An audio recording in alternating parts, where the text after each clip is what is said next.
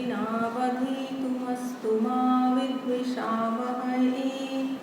ॐ शान्ति शान्ति शान्तिः। সাহানো অবতু অর্থাৎ পরমেশ্বর আমার এবং আমার আচার্যের অর্থাৎ শিষ্য ও গুরু উভয়ের চিত্তে ব্রহ্মবিদ্যা প্রকাশের দ্বারা উভয়কে সর্বতোভাবে রক্ষা করুন। সাহানো পুনক্তু অর্থাৎ ব্রহ্মবিদ্যার ফল যে পরমানন্দ, সেই আনন্দ অমৃতে আমাদের পরিতৃপ্ত করুন। সহ বীর্যম করবাবহৈ আমরা দুজনই যেন আত্মজ্ঞান রূপ শক্তির দ্বারা শক্তিমান হই। তেজস্বিনৌ অধীতম অস্তু আমাদের অধীত বিদ্যা যেন নিষ্প্রভ না হয়। মা বিদ্বিষাবহৈ আমরা যেন পরস্পরের প্রতি দ্বেষ ভাবাপন্ন না হই। পরস্পরের ভ্রান্তিজনিত অধ্যয়ন এবং অধ্যাপনার যে ত্রুটি ও অসম্পূর্ণতা, তার জন্য যেন পরস্পরকে দ্বেষ না করি। অর্থাৎ গুরু যেন শিষ্যের অনবধানতার জন্য বিরক্ত না হন এবং শিষ্যও যেন গুরুর ত্রুটির জন্য শ্রদ্ধাহীন না হন। আমাদের আলোচ্য বিষয় কঠোপনিষদ।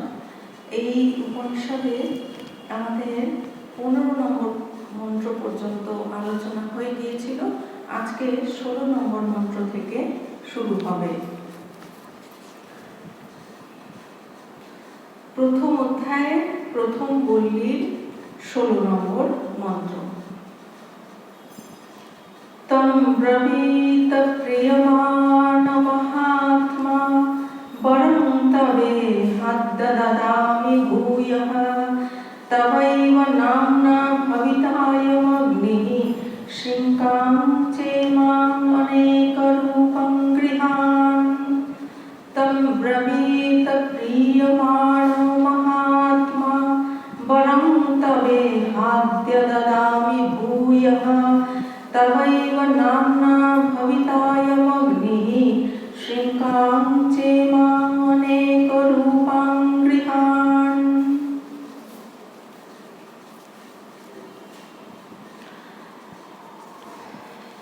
এই উপনিষদ প্রথমে আত্মবিদ্যার কথা বলেননি। এই উপনিষদ শুরু হয়েছে একটি আখ্যায়িকার মাধ্যমে, একটি গল্পের মাধ্যমে, যেন আমাদের কাছে খুব সহজ সরলভাবে গল্পের মাধ্যমে, গল্পের ছলে যেন আমরা উপনিষদ ব্রহ্মবিদ্যাতে আগ্রহী হই, তার জন্য।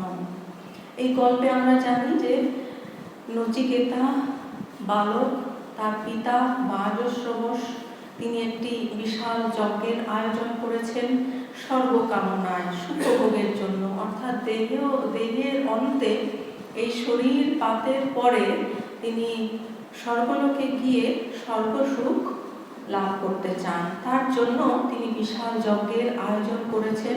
সেই যজ্ঞের যে শর্ত ছিল, তাকে সমস্ত কিছু দান করতে হবে। সেই মতো তিনি সব দান করে ফেলেছেন। যখন তার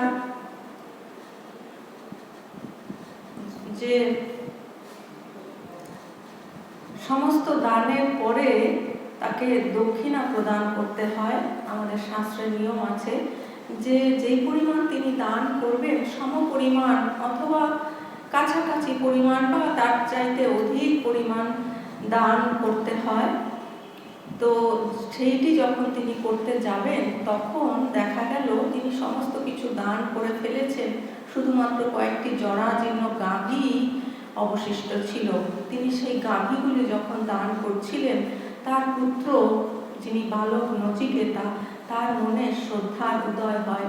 তিনি ভাবেন যে এই সমস্ত দান করলে তো পিতা যেই উদ্দেশ্যে যজ্ঞ করছেন, সেই উদ্দেশ্য তো সফল হবে না, উপরন্তু বিপরীত ফলও প্রদান করতে পারে।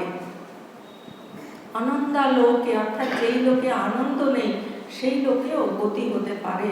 তখন তিনি পিতার কাছে গিয়ে বললেন যে আপনি আমাকে কাকে দান করছেন। এখন বালকের এই কথা শুনে পিতা বিরক্ত হলেন। তিনি কোনো উত্তর করলেন না প্রথমবার, দ্বিতীয়বারও নিরুত্তর রইলেন। তৃতীয়বার তিনি রেগে গিয়ে বললেন যে আমি তোমাকে যমের কাছে দিলাম। এই কথা শুনে ভাবুক নচিকেতা তিনি নির্জনে চলে গেলেন। গিয়ে ভাবতে লাগলেন যে অনেকের মধ্যে আমি প্রথম হই, আবার অনেক শিষ্য ছাত্রের মধ্যে আমি দ্বিতীয় হই, কিন্তু তিনি নিজের মধ্যে এমন কোনো অবগুণ খুঁজে পেলেন না যে তিনি অত্যন্ত অধম শ্রেণীভুক্ত। তাই তখন তিনি বুঝলেন যে পিতা তাহলে নিতান্তই রেগে গিয়ে বলেছেন যে তোমাকে যমের কাছে দিলাম। কিন্তু পিতা যখন বলে ফেলেছেন তাহলে সত্য রক্ষা করতেই হবে, তাকে যমলোকে যেতেই হবে। কিন্তু পিতা তো সত্যি সত্যি যমলোকে পাঠাবেন বলে বলেননি, তিনি রেগে গিয়েই বলেছেন। কিন্তু যে কারণেই তিনি বলে ফেলুন, যেহেতু তিনি বলে ফেলেছেন, তাই সেটি সত্য রক্ষা করা অত্যন্ত প্রয়োজন। তাই এই বালক নচিকেতা পিতাকে বোঝাচ্ছেন। আর এই যে বালক নচিকেতা তিনি নির্জনে চলে গিয়ে সেলফ ইন্ট্রোস্পেকশন করলেন,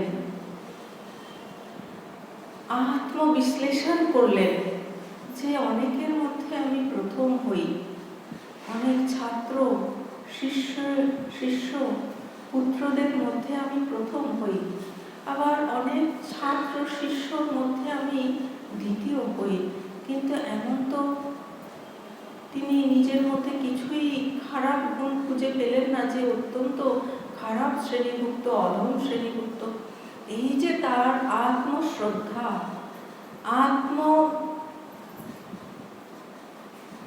যে যাকে বলা হয় সেলফ কনফিডেন্স, নিজের প্রতি যে শ্রদ্ধা বিশ্বাস, সেইটি স্বামী বিবেকানন্দ অত্যন্ত পছন্দ করেছেন।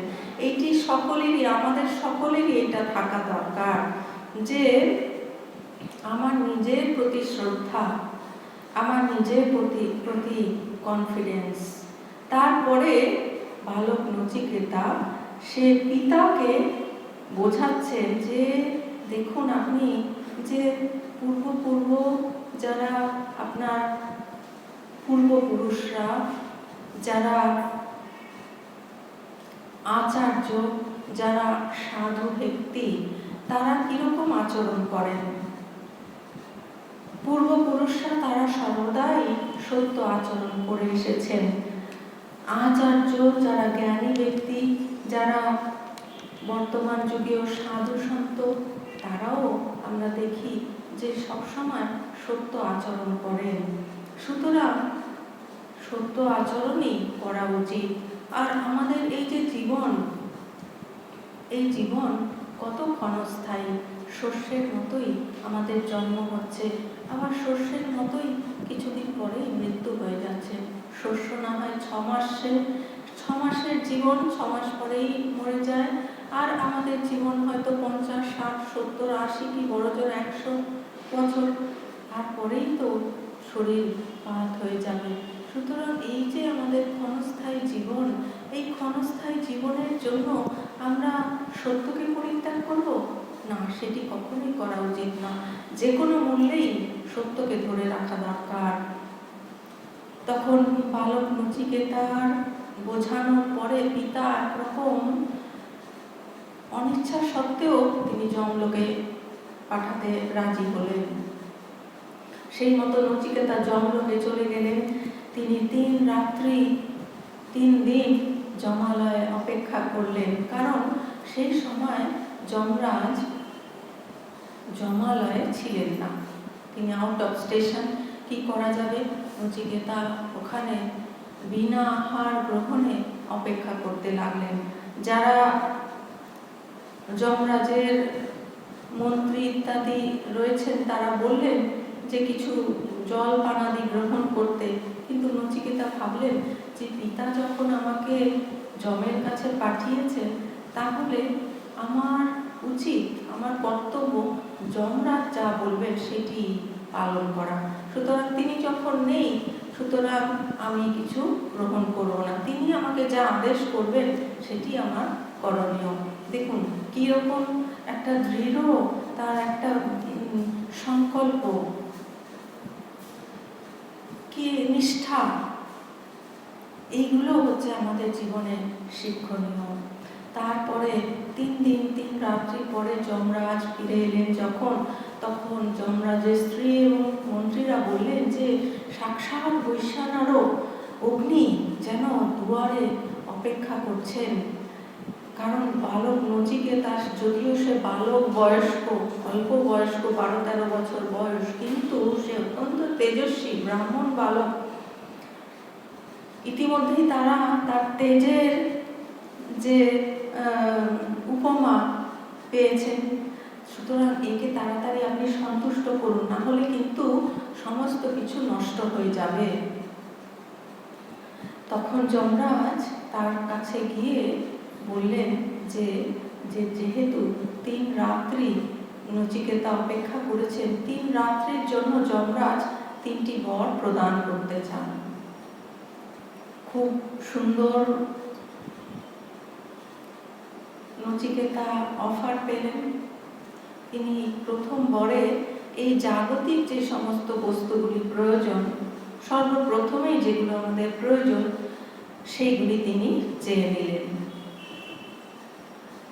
তারপরে দ্বিতীয় বরে যখন এই জগতের সমস্ত কিছু পাওয়া হয়ে গেল, তখন তিনি দ্বিতীয় বরে স্বর্গলোকের যাওয়ার, কিভাবে সেখানে যাওয়া যায়, কোন যজ্ঞ করলে সেখানে যাওয়া যায় এবং কিভাবে যজ্ঞ করলে সেখানে যাওয়া যায়, সেইটি বর চাইলেন। তখন যমরাজ খুব খুশি হয়েই বিনা দ্বিধায় সেগুলো তিনি বলে দিলেন যে এই যজ্ঞ করতে হবে এবং কিভাবে যজ্ঞ করতে হবে, কত পরিমাণ ইষ্টক থাকবে সেইখানে, যজ্ঞ কুণ্ড কিভাবে তৈরি করতে হবে, এই সমস্ত কিছু তিনি বলে দিলেন। আর বলাতে সঙ্গে সঙ্গে নচিকেতা, যমরাজ যেগুলো বলছেন, নচিকেতার এত অসাধারণ মেধা, তিনি সঙ্গে সঙ্গে সেগুলি আবার রিপিটেশন করছেন। আর তার এই অসাধারণ প্রজ্ঞা, মেধা দেখে যমরাজ খুব খুশি হয়েছেন। আর তিনি খুশি হয়ে এই যে 2টি বর এখনো পর্যন্ত যমরাজ দিয়েছেন, তিনি যে শুধু 2টি বরেই সীমাবদ্ধ থাকবেন এমন কোনো কথা নেই, যে তোমাকে 2টি বর কি 3টি বর দেবো বলেছি সুতরাং সেই 2টিই দেবো, তা নয়। আর যমরাজ হচ্ছেন বিরাট উদার মনা, তিনি হচ্ছেন মহাত্মা, তব্রবীত প্রিয়মান মহাত্মা। মহাত্মা অর্থাৎ মহান আত্মা। মহান আত্মা অর্থাৎ যিনি এক অর্থে হয় যিনি নিজেকে জেনেছেন, অর্থাৎ আমি যে শরীর, মন, বুদ্ধি, চিত্ত, অহংকার এগুলো কোনোটিই নই, আমি যে নিত্য শুদ্ধ বুদ্ধ মুক্ত অদ্বয় অসঙ্গ আত্মা, এইটি যিনি জেনেছেন তাকে বলা হয় মহাত্মা। আর এছাড়া আরো অর্থ হয়, সেটি হচ্ছে যে অক্ষুদ্র বুদ্ধি। মহান আত্মা অর্থাৎ যার বুদ্ধি হচ্ছে মহান, যার বুদ্ধি, যার চিন্তাধারা আত্ম বিষয়ে, ঈশ্বর বিষয়ে, ব্রহ্ম বিষয়েই ঘোরাফেরা করে। ক্ষুদ্র বিষয়ে, জাগতিক বিষয়ে যার বুদ্ধি ব্যাপৃত হয় না, ক্ষুদ্র বিষয়ে যার চিন্তা নেই, এইরকম যিনি শাস্ত্রীয় বিষয়ে চিন্তা করেন, আত্ম বিষয়ে, ব্রহ্ম বিষয়ে, ঈশ্বর বিষয়ে যিনি চিন্তা করেন, তাকে বলা হয় অক্ষুদ্র বুদ্ধি।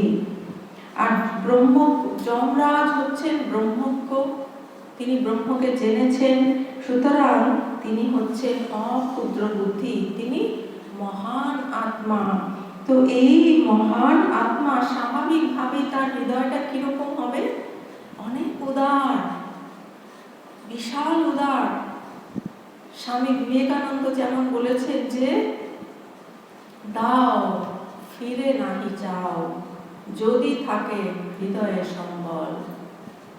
দিয়ে দাও তোমার যা কিছু আছে, ভালোবাসা, সেবা, যা কিছু আছে দিয়ে দাও, কিন্তু সাবধান, ফিরেও কিছু চেও না, কখনো ফিরে কিছু চেও না। তাহলে যদি থাকে হৃদয়ের সম্বল, দিতে হলে আগে আমাদের হৃদয়ের সম্বলটা থাকা দরকার, তবেই আমরা দিতে পারবো। তাই আমাদের হৃদয়টা কিরকম হতে হবে? বিশাল, অনেক উদার, মহান, তবেই আমরা দিতে পারবো। তাই এই যে যমরাজ, তিনি হচ্ছেন মহান আত্মা, অত্যন্ত উদার আত্মা। তিনি প্রিয়মানঃ, অর্থাৎ তিনি প্রীত হয়ে, তিনি খুব খুশি হয়ে নচিকেতার অসাধারণ মেধাতে, তার বুদ্ধিমত্তাতে, তার প্রজ্ঞাতে খুব খুশি হয়ে তিনি তাকে অব্রবীত, অর্থাৎ বললেন যে এই ইহা, অর্থাৎ এই নিমিত্ত অদ্য, এখন তোমার ভূয়ঃ, অর্থাৎ তোমাকে পুনরায়, অর্থাৎ চতুর্থ বর দদামি, প্রদান করছি। অয়ম অগ্নি, অর্থাৎ এই অগ্নি, যেই বিদ্যার কথা, অগ্নিবিদ্যার কথা যমরাজ বলেছেন আগের মন্ত্রে, যে এই বিদ্যা, অগ্নিবিদ্যা চয়নের দ্বারা স্বর্গলোক প্রাপ্তি হওয়া সম্ভব। সেই অগ্নিবিদ্যা কি হবে? তব এবং, অর্থাৎ তোমারই নামে, তোমারই নামে কবিতা প্রসিদ্ধ হবে। চ, আর ইমাম, এই অনেক রূপম, অর্থাৎ বহু বর্ণ বিশিষ্ট শৃঙ্কাম, মালা, অর্থাৎ কর্মবিজ্ঞান, মালা অথবা কর্মবিজ্ঞান গৃহান, গ্রহণ করো। এই যে অগ্নিবিদ্যা, এইটি নচিকেতার নামে প্রসিদ্ধ হবে, অর্থাৎ এই অগ্নিবিদ্যার নাম হবে নচিকেতা যজ্ঞ। নচিকেতার নামে এটি প্রসিদ্ধ হবে। এটি তিনি একটি বর দিলেন, দ্বিতীয় বরের অতিরিক্ত আরেকটি বর দিলেন, এই অগ্নিবিদ্যা নচিকেতার নামে অভিহিত হবে। আর তার সঙ্গে আরেকটি, সেটি হচ্ছে যে শৃঙ্কাম, অর্থাৎ মালা, যেটি মণিমাণিক্য সংযুক্ত এবং সুন্দর যে আওয়াজ সংযুক্ত, মণিমাণিক্য খচিত, তার যে বহু মূল্যবান যে মালা, সেইটিও তিনি নচিকেতাকে দিলেন। আর এই মণিমাণিক্য খচিত মালা, যেটি সুন্দর রিনিঝিনি শব্দ বিশিষ্ট, শুধু তাই নয়, এটির অর্থ আরেকটিও হতে পারে। সেটি হচ্ছে যে কর্মবিজ্ঞান, মানে আরো অন্যান্য উন্নত কর্মের দ্বারা কিভাবে আরো উন্নত অবস্থায় পৌঁছানো যায়। কর্মবিজ্ঞান গ্রহণ করো, গৃহান অর্থাৎ গ্রহণ করো। তাহলে তিনি এই দ্বিতীয় বর, যেটি অগ্নিবিদ্যা, সেটি তো দিলেনই, তার সঙ্গে সঙ্গে এই অগ্নিবিদ্যা নচিকেতার নামেই অভিহিত হবে এবং তার বহু মূল্যবান যে মণিমাণিক্য খচিত রত্নযুক্ত মালা, সেটিও তিনি দিলেন। এবং সেটির অর্থ শুধু যে মণিমাণিক্য খচিত মালা তাই নয়, সেটির অর্থ হতে পারে আরো উন্নত কর্মবিজ্ঞান। এই মন্ত্রের মূল অর্থে বলছেন যে সদাশয় যমরাজ প্রীত হইয়া নচিকেতাকে বলিলেন, এই প্রীতি নিমিত্ত এখন তোমাকে আমি আর একটি অতিরিক্ত বর প্রদান করছি। এই অগ্নি তোমারই নামে প্রসিদ্ধ হবে, আর এই বহুরূপা মালাকে বা উৎকৃষ্ট ফলের উপায় শাস্ত্রীয় কর্মবিজ্ঞানকে গ্রহণ করো।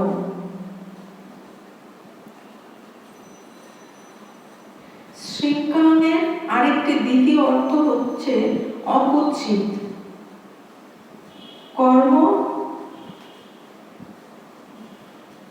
গতি, অর্থাৎ অকুৎসিত কর্মফল।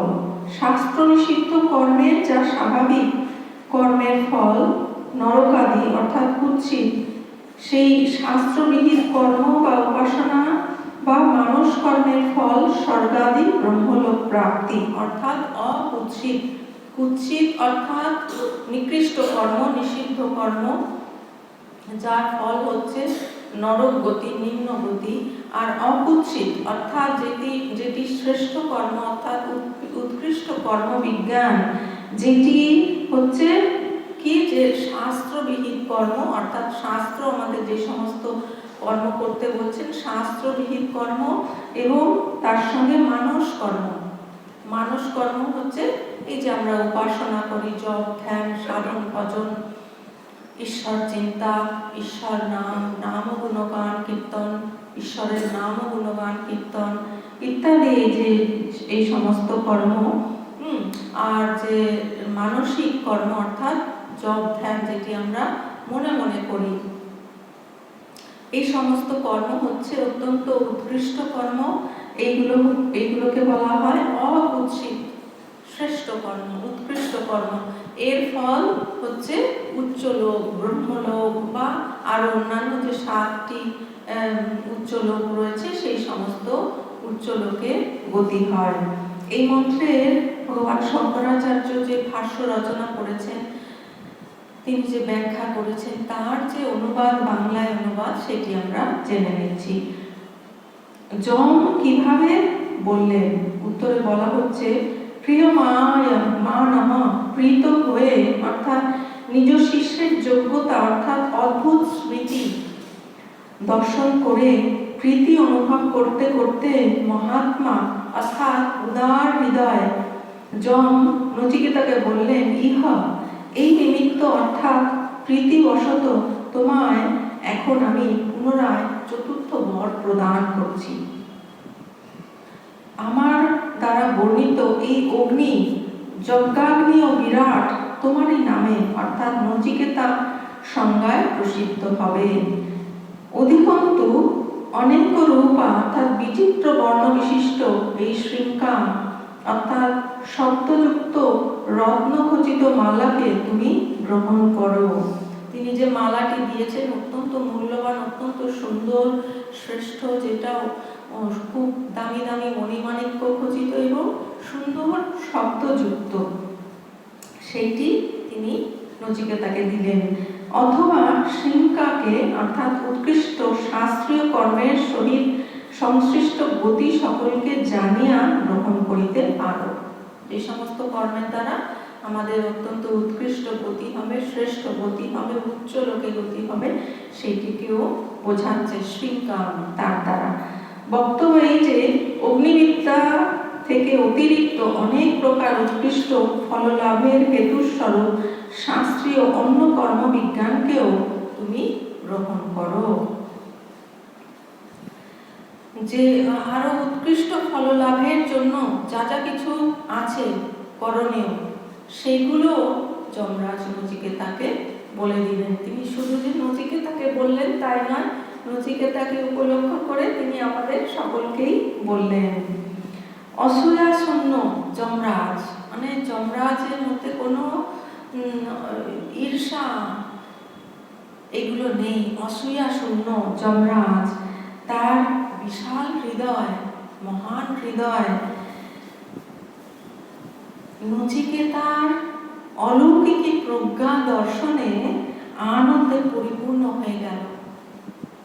তিনি এত প্রসন্ন হলেন, এত খুশি হলেন, ফলে প্রীত হয়ে তিনি অতিরিক্ত বর রূপে এই অগ্নি নচিকেতা নামেই প্রসিদ্ধ হবে ইত্যাদি বর যে শুধু দিতে চাইলেন তাই নয়, যে এই নচিকেতা অগ্নি তোমার নামেই এটা প্রসিদ্ধ হবে, শুধু তাতেই তিনি সন্তুষ্ট হলেন না, তিনি আরো শুধু দিতেই চান। তিনি আরো কি দিতে চাইছেন, যে একটি সুন্দর মণিমাণিক্য যুক্ত যে হার, শৃঙ্খা অর্থাৎ নিজের বহুমূল্য রত্নমালাটিও তাকে প্রদান করলেন। নিজের গলা থেকে খুলে সেটিও তিনি প্রদান করলেন। তবে শৃঙ্খা শব্দের লাক্ষণিক অর্থ উৎকৃষ্ট কর্মবিজ্ঞানও হয়, অর্থাৎ যমরাজ নচিকেতাকে অন্যান্য উৎকৃষ্ট গতি লাভের কারণস্বরূপ অগ্নিবিদ্যা ব্যতিরিক্ত কর্মতত্ত্ব সকলের শিক্ষা প্রদানও করলেন। শুধু অগ্নিবিদ্যা নচিকেতা চেয়েছেন তাতেই তিনি সীমাবদ্ধ রাখলেন না, আর উৎকৃষ্ট যা কিছু কর্মবিজ্ঞান সেগুলো তিনি সব নচিকেতাকে বলে দিলেন। স্বামী ভূতেশানন্দজি মহারাজ উনি যে ওনার বই আছে এই কঠোপনিষদে, উনি যেটি ব্যাখ্যা করেছেন সেটিও আমরা জেনে নিচ্ছি এই মন্ত্রে। এই মন্ত্রে ভূতেশানন্দজি মহারাজ বলছেন যে শিষ্যের উপযুক্ততা দেখে তম অব্রবীত প্রিয়মান মহাত্মা সদাশয় যমরাজ কৃত হয়ে তাকে বললেন, বরং তবে হাদ্দ দদামি ভূয়ঃ, তোমাকে আরো এই বর দিচ্ছি। তোমাকে 3টি বর দেওয়ার জন্য আমি প্রতিজ্ঞাবদ্ধ, তা তো দেবই, তাছাড়াও তোমার প্রতিভায় কৃত হয়ে তোমাকে আরো একটি বর দিচ্ছি। তিনি উদার চেতা, তাই কৃপণতা করছেন না যে যা দিতে প্রতিজ্ঞাবদ্ধ তার চেয়ে বেশি কেন দেব, তা নয়। বলছেন তবৈব নাম না কবিতা অয়ম অগ্নিহি, এই যজ্ঞাগ্নির নাম আজ থেকে তোমারই নামে হবে। সকলে এই অগ্নিকে নাচিকেত অগ্নি বলবে। শৃঙ্কাম চ ইমাম অনেক রূপং গৃহান, আর আমার সন্তুষ্টির পরিচায়ক রূপে এই রত্নময়ী মালা তোমাকে দিচ্ছি। রত্নময়ী মালা, তার ভিতরে হয়তো ঘুঙ্গুর জাতীয় কিছু আছে, অথবা রত্নগুলি পরস্পরের আঘাতে একটা সুন্দর শব্দ করছে, কিংবা যজ্ঞের কথা হচ্ছে। সুতরাং এখানে মালা মানে হয়তো আরো এক প্রকারের এমন একটি যজ্ঞ যাতে বহু ফল পাওয়া যায়, যে যজ্ঞের বিষয় নচিকেতা জানতে চাননি তাও নচিকেতাকে দিচ্ছেন। পরের শ্লোকে যমরাজ নাচিকেত যজ্ঞের স্তুতি করছেন, লোককে এই যজ্ঞ করতে প্ররোচিত করবার জন্য। যজ্ঞ যে সাধারণ নয়, মহা ফলপ্রদ, এই কথা বলে এর গুরুত্ব বাড়িয়ে দিয়ে লোককে আকৃষ্ট করছেন। তাহলে এই যজ্ঞ প্রথমে যেটি জানতে চেয়েছেন নচিকেতা সেটি তো বললেনই, তারপরে সেই যজ্ঞ নচিকেতার নামেই হবে।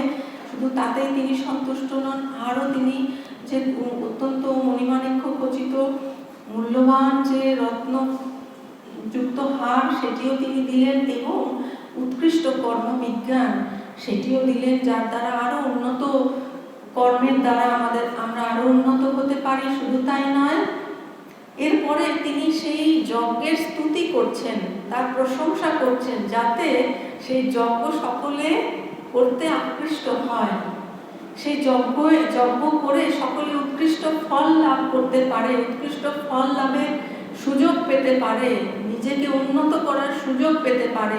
তাই সেটিও তিনি বলছেন, তাতে তিনি আকৃষ্ট করছেন। মানে এটি এক ধরনের অ্যাডভার্টাইজমেন্টও বলা যায়, এত কিছু করতে হয়। আচ্ছা, এরপরে 17 নম্বর মন্ত্রে কি বলছেন?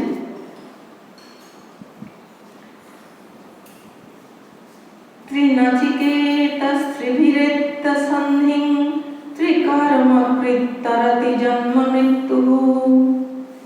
জন্ম মৃত্যু ব্রহ্মজজং দেবমিদং বিদিত্বা নিচায়েমং শান্তিমত্যন্তমেতি। ত্রিনাচিকেতস্ত্রিভিরেত্য সন্ধিং ত্রিকর্মকৃত্তরতি জন্ম মৃত্যু ব্রহ্মজজং দেবমিদং বিদিত্বা নিচায়েমং শান্তিমত্যন্তমেতি।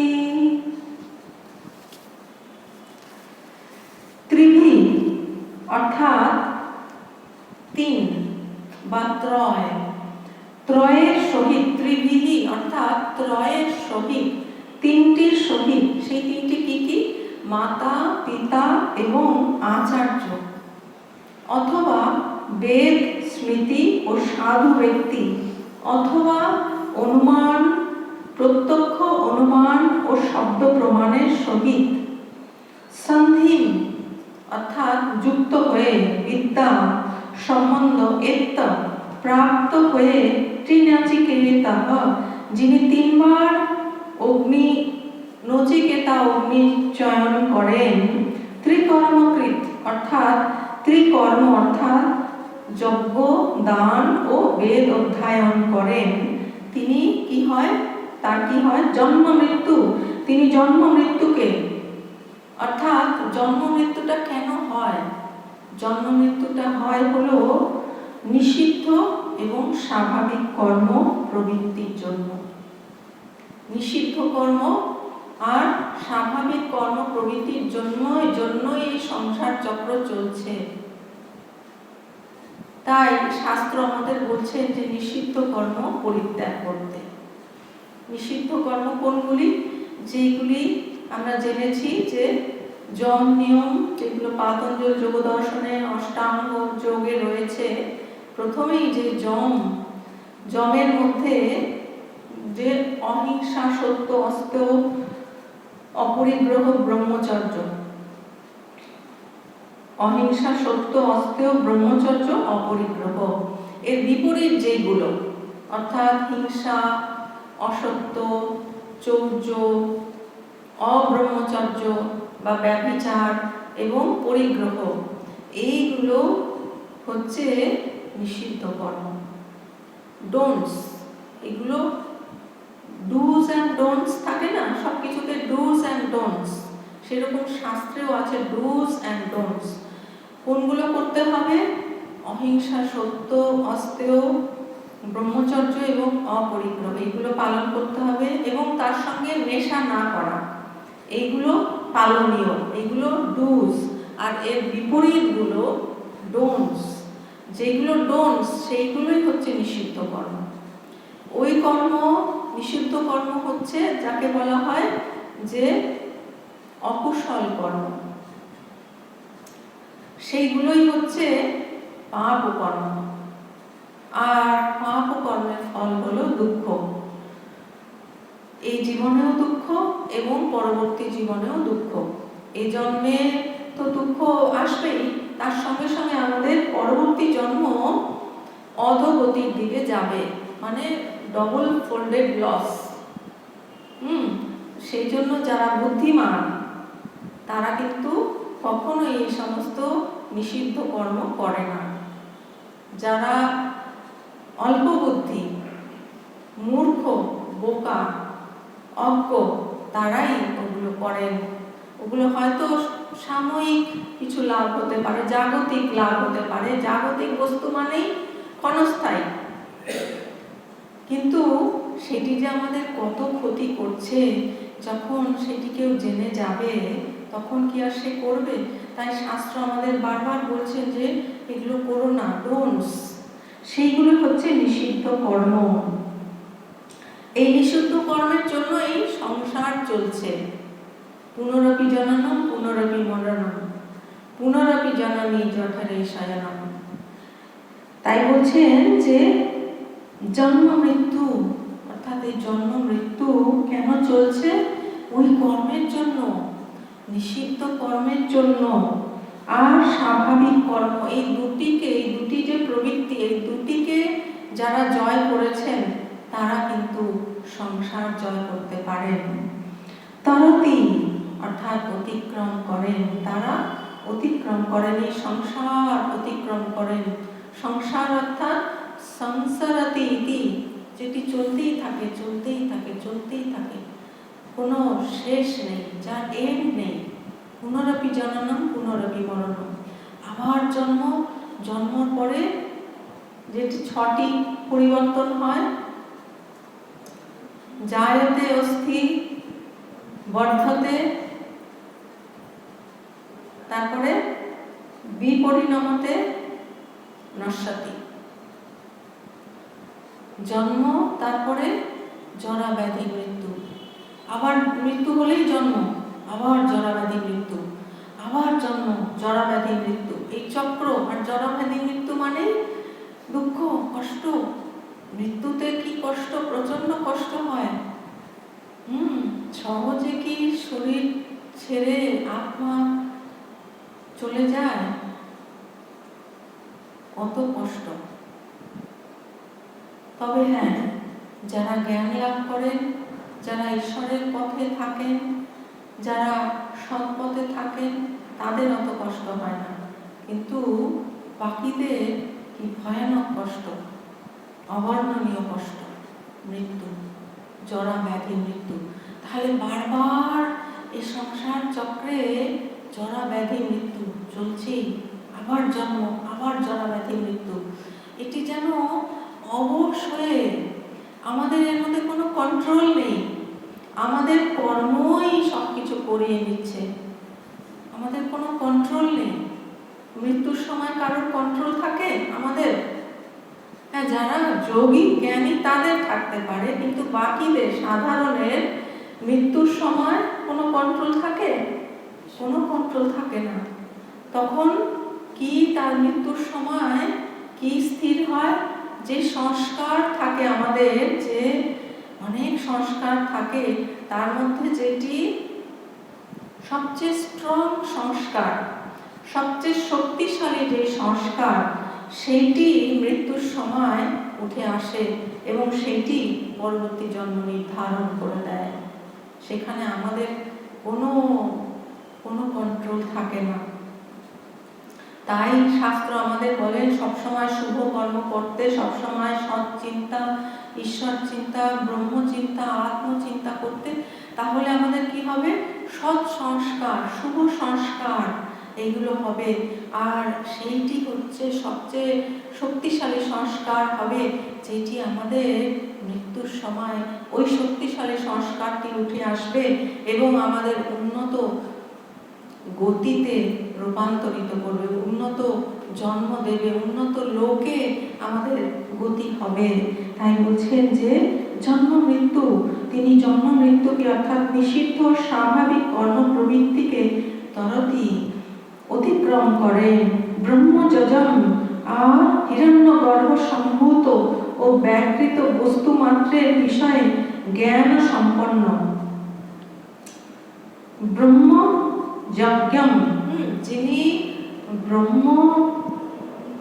ব্রহ্ম থেকে যিনি প্রথম সৃষ্ট জীব, তিনি হচ্ছেন হিরণ্যগর্ভ। আর হিরণ্যগর্ভ সম্ভূত ও ব্যাকৃত বস্তু মাত্রের বিষয়ে জ্ঞান সম্পন্ন ইড্ডম, এইরকম যিনি, তিনি হচ্ছেন ইড্ডম, বন্দনীয় দেবম, অর্থাৎ সেই দেবতা যিনি হিরণ্যগর্ভ থেকে যিনি উৎপন্ন হয়েছেন, তিনি হচ্ছেন সেই বিরাট।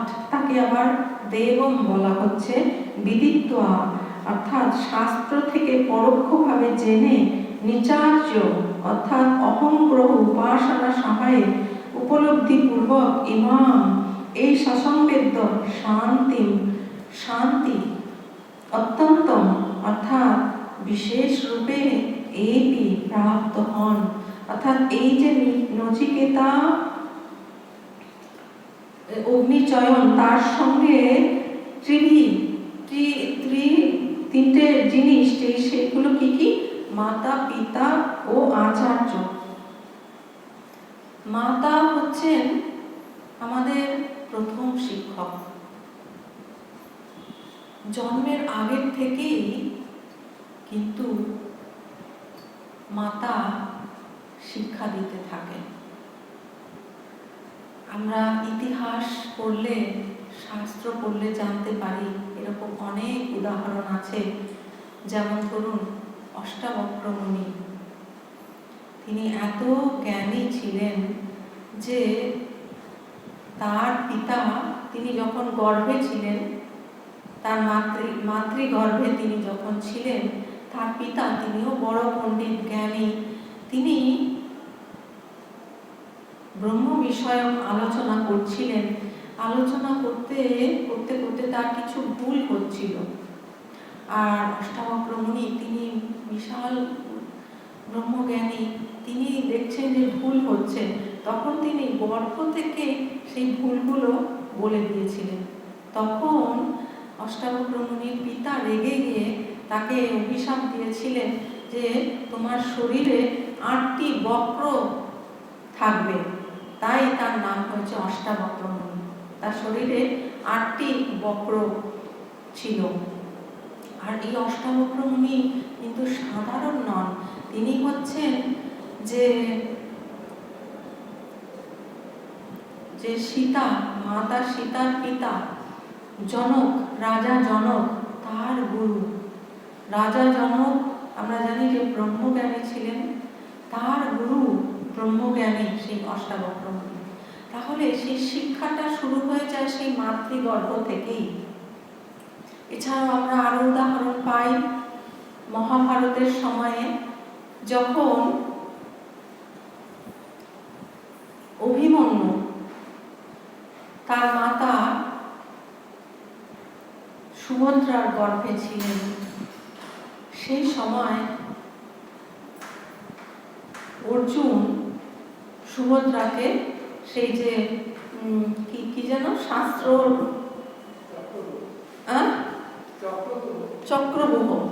চক্রব্যূহ কিভাবে চক্রব্যূহে ঢুকতে হয় সেটি তিনি বলেছিলেন, কিভাবে চক্রব্যূহ থেকে বেরোতে হয় সেটিও তিনি বলেছিলেন। কিন্তু চক্রব্যূহে কিভাবে ঢুকতে হয় সেইটি সুভদ্রা দেবী শুনেছিলেন। আর যখন চক্রব্যূহ থেকে কিভাবে বেরোতে হয় সেই সময় সুভদ্রা দেবী ঘুমিয়ে পড়েছিলেন, তার ফলে সেটি অভিমন্যু জানতে পারেননি। তাহলে ইতিহাস থেকে, শাস্ত্র থেকে, মহাভারত একটি বড় শাস্ত্র, একটি বড় মহাকাব্য, সেখান থেকে আমরা জানি যে এরকম আরো অনেক উদাহরণ আছে যে সন্তানের শিক্ষা শুরু হয় মাতৃগর্ভ থেকে। মাতা কি চিন্তা করছেন গর্ভ অবস্থায়, সেই জন্য খুব জরুরি হচ্ছে মাতার চিন্তাধারা। তাকে সেই জন্য সবসময় উচ্চ চিন্তা, সৎ চিন্তা, ঈশ্বর আরাধনা, শাস্ত্র অধ্যয়ন এইগুলো করতে হয়। সবসময় সৎ চিন্তা, সৎ ভাবনা করতে হয়, তবেই কিন্তু সন্তান শুভ সংস্কার পায়, সেই ভালো সন্তানের জন্ম হয়। সন্তানের ভালো সন্তান পাওয়ার জন্য মায়েরা, পিতারা কত তপস্যা করেন। আমরা দেখি শঙ্করাচার্যের জীবনে তার পিতা মাতা শিবের কাছে আরাধনা করে একটি ভালো পুত্র পাওয়ার জন্য প্রার্থনা জানিয়েছেন। তারপরে ভগবান স্বয়ং তাদের গৃহে এসেছেন। স্বামী বিবেকানন্দ, তার জন্মের আগে মাতা ভুবনেশ্বরী দেবী, তিনি কাশীতে বীরেশ্বর শিবের নিত্য পূজা দিতেন। দেখুন তাদের জীবনটা কত উন্নত, পূত। এইরকম হলে তবেই সেখানে সুসন্তান জন্মগ্রহণ করে। ঠাকুরের পিতা দেখুন কি সত্যবাদী, তিনি সত্যের জন্য নিজের গ্রাম ছেড়ে অন্য গ্রামে চলে এলেন, সেইখানেই ভগবান আবির্ভূত হন। দশরথ, তিনি কত সত্যনিষ্ঠ, সেইখানে স্বয়ং ভগবান জন্মগ্রহণ করেছেন। মায়ের মাতা শ্যামা সুন্দরী দেবী, মায়ের পিতা মাতা, তারাও কত শুদ্ধ পবিত্র স্বভাব, সেইখানে ভগবতী জন্মগ্রহণ করেছেন। সেই জন্য মাতা হচ্ছেন প্রথম শিক্ষক, তারপরে পিতা। উপনয়ন পর্যন্ত মাতাই হচ্ছেন শিক্ষক, তারপরে উপনয়ন আগেকার দিনে পিতাই দিতেন, উপনয়নের পরে পিতাই শিক্ষক, তারপরে আচার্য, আচার্যের কাছে শিক্ষা।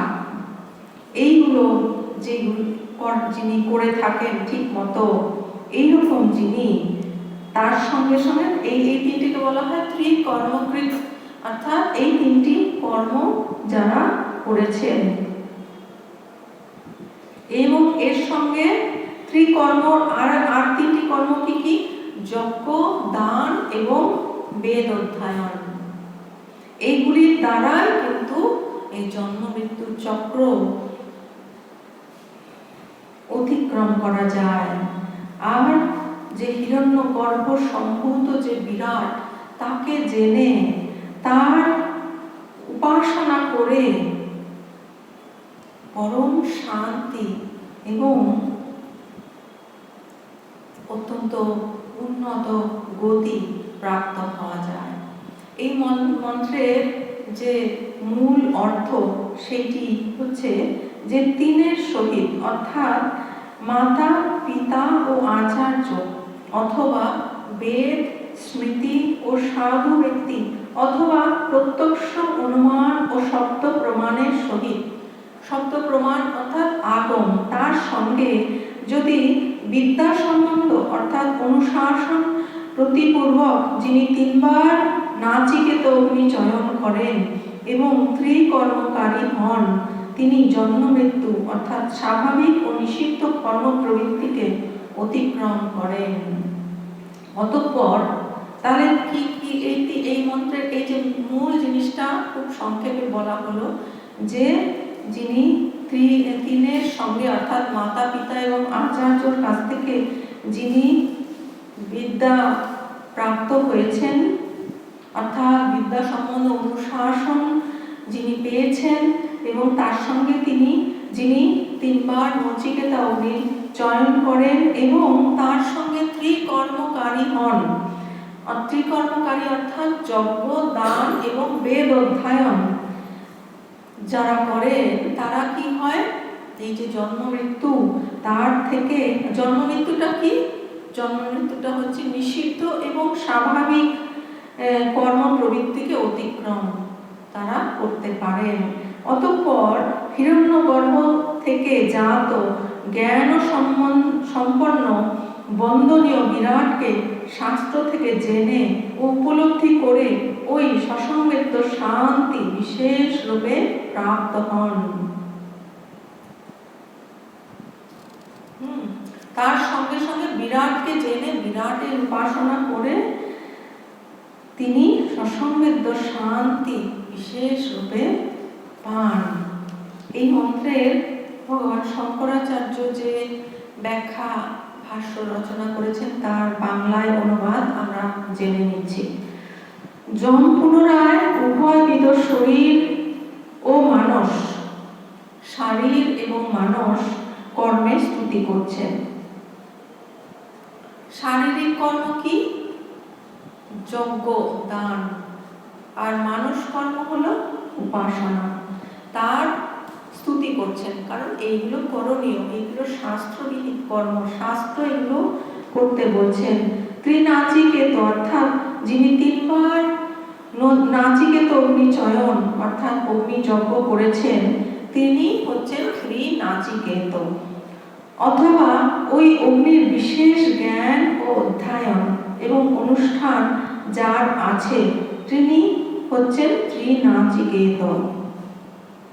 তবে পিতা, মাতা ও আচার্যের সহিত সংযোগ সন্ধান অর্থাৎ বিদ্যা সম্বন্ধ প্রাপ্ত হয়ে অর্থাৎ যথাযথভাবে মাতা প্রভৃতির শিক্ষা প্রাপ্ত হয়ে যদি তিনি ত্রিনাচিকেত হন, কারণ উক্ত 3 জনের সম্বন্ধ প্রাপ্ত শিক্ষাই যে ধর্ম জ্ঞান লাভের প্রামাণ্য কারণ তা অন্য শ্রুতি থেকেও জানা যায়। মাতৃমান, পিতৃমান ইত্যাদি মন্ত্র বাক্য থেকে, অথবা ত্রিধি অর্থাৎ অর্থ, বেদ, স্মৃতি ও সাধু ব্যক্তি অর্থাৎ শিষ্ট ব্যক্তির সঙ্গে কিংবা প্রত্যক্ষ অনুমান ও শাস্ত্র প্রমাণের সহিত সম্বন্ধ প্রাপ্ত হয়ে যদি ত্রিনাচিকেত হন, কারণ তাহাদিকে অর্থাৎ বেদাদি ও প্রত্যক্ষাদি ত্রয়ী থেকেও বিশুদ্ধি লাভ অর্থাৎ চিত্তশুদ্ধি প্রত্যক্ষ দেখা যায়। এই ত্রয়ীর সহিত সম্বন্ধ প্রাপ্ত ত্রিনাচিকেত ও ত্রিকর্মকৃত অর্থাৎ যজ্ঞ, অধ্যয়ন ও দানের অনুষ্ঠাতা জন্ম মৃত্যু অর্থাৎ স্বাভাবিক ও নিষিদ্ধ অর্থাৎ হীন প্রবৃত্তিকে অতিক্রম করেন। বোঝা গেল? পরিষ্কার বুঝেছেন সবাই? যে শুধু নচিকেতা অগ্নি শুধু যে যাগযজ্ঞ করলে হবে না, তার সঙ্গে লাইফটাও পারফেক্ট হতে হবে।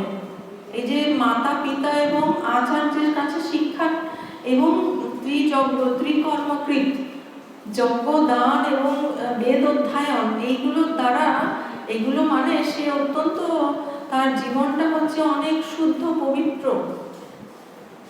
এইগুলো শুদ্ধ জীবন, অর্থাৎ জীবনটা শুদ্ধ পবিত্র হলে তবেই কিন্তু এই যজ্ঞের যথাযথ ফল পাওয়া যায়। নাহলে এদিকে অসত্য কথা বলে যজ্ঞ করে কিন্তু সেই ফল পাওয়া যায় না।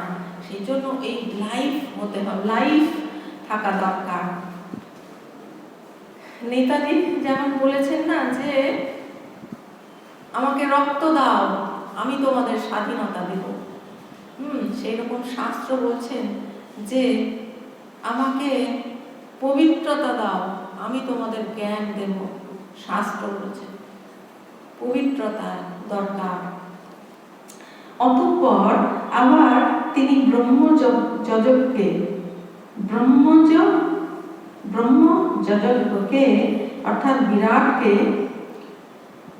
অর্থাৎ ব্রহ্মা বা হিরণ্যগর্ভ থেকে উৎপন্ন বলে ব্রহ্মজ ব্রহ্ম থেকে উৎপন্ন, হিরণ্যগর্ভ থেকে উৎপন্ন, তাই ব্রহ্মজ। আর ব্রহ্মজ এবং জ্ঞানী বলে ব্রহ্মযজ্ঞ।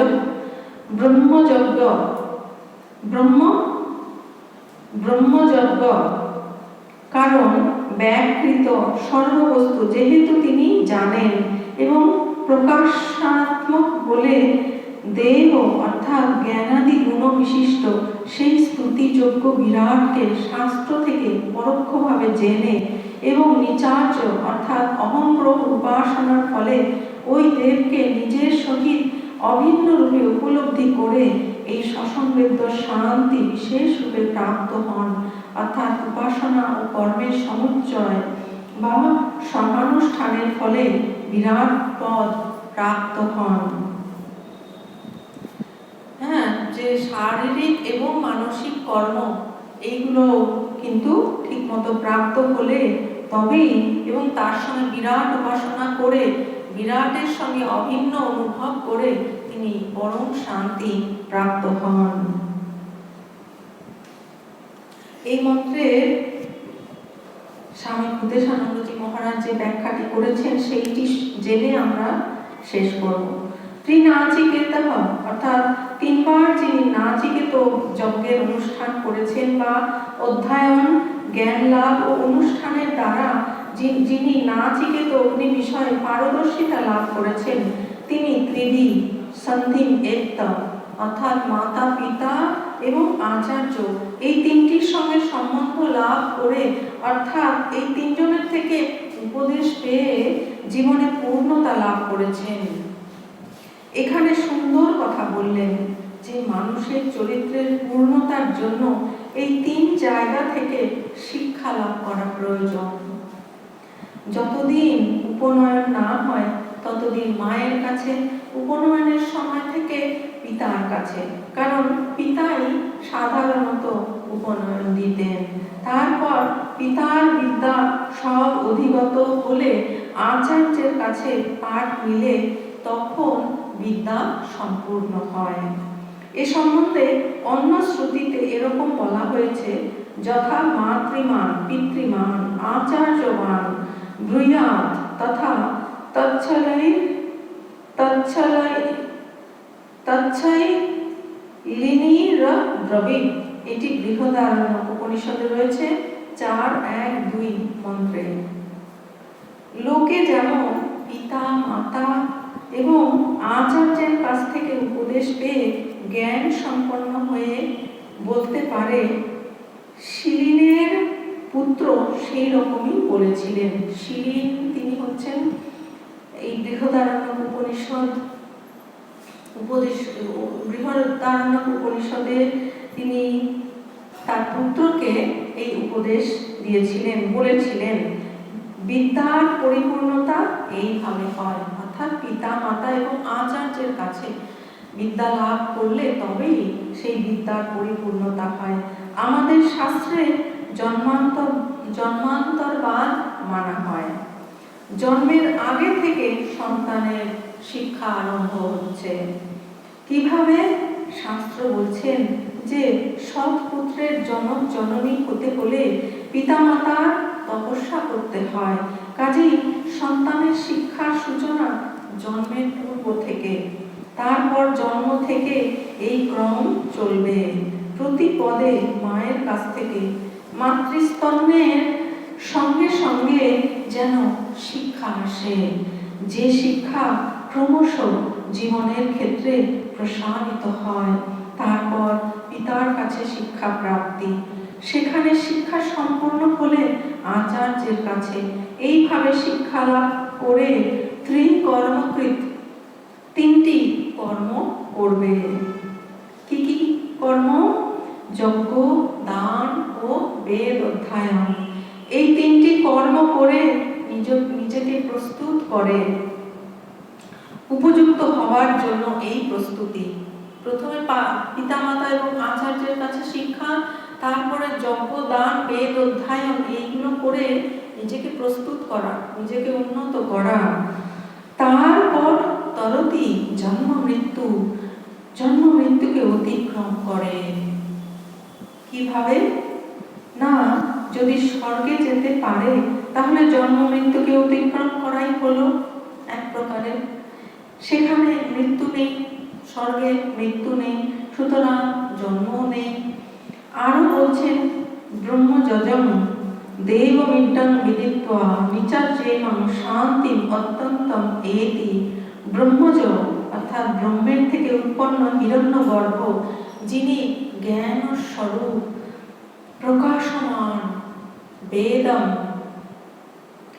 দেবম ইড্ডম পূজনীয়, তাকে জেনে এবং নিচার্য, তার সঙ্গে অভিন্ন ভাব প্রাপ্ত হয়ে ইমং শান্তি অত্যন্তম এতি সসংবেদ্য অর্থাৎ সহৃদয়ে উপলব্ধ অনন্ত শক্তি লাভ করেন। যম নিজে যে শান্তির অধিকারী, সেই শান্তি চিরকালের জন্য প্রাপ্ত হন। তাহলে এই মন্ত্রটি কিন্তু খুবই সুন্দর, খুবই গুরুত্বপূর্ণ। এখানে কিভাবে এক প্রকারে বলতে গেলে ধর্ম জীবন এবং আধ্যাত্মিক জীবনটা এই মন্ত্রের মাধ্যমে বলে দিয়েছেন। প্রথমে কি? প্রথমে হচ্ছে ত্রিভি অর্থাৎ তিনজন, মাতা, পিতা এবং আচার্যের কাছে শিক্ষা লাভ সম্পূর্ণ হলে তারপরে তিনটি যে ত্রিকর্মকৃত, তিনটি কর্ম, সেই তিনটি কি? যজ্ঞ, দান এবং বেদ অধ্যয়ন। যজ্ঞ, দান এবং বেদ অধ্যয়ন, এইগুলো হচ্ছে নিজেকে প্রস্তুত করা। তারপরে বিরাট উপাসনা। বিরাট হচ্ছেন যিনি হিরণ্যগর্ভ, তার থেকে উৎপন্ন হয়েছেন, তাই তিনি ব্রহ্মযজম। তার থেকে যে বিরাট, সেই বিরাটকে জেনে বিরাটের উপাসনা করে তার সঙ্গে নিজের অভিন্নতা অনুভব করে, একীভূত অনুভব করে সে পরম শান্তি প্রাপ্ত হন। ওম পূর্ণমদঃ পূর্ণমিদং পূর্ণাৎ পূর্ণমুদচ্যতে পূর্ণস্য পূর্ণমাদায় পূর্ণমেবাবশিষ্যতে। ওম শান্তি শান্তি শান্তি। হরি ওম তৎসৎ। শ্রীরাম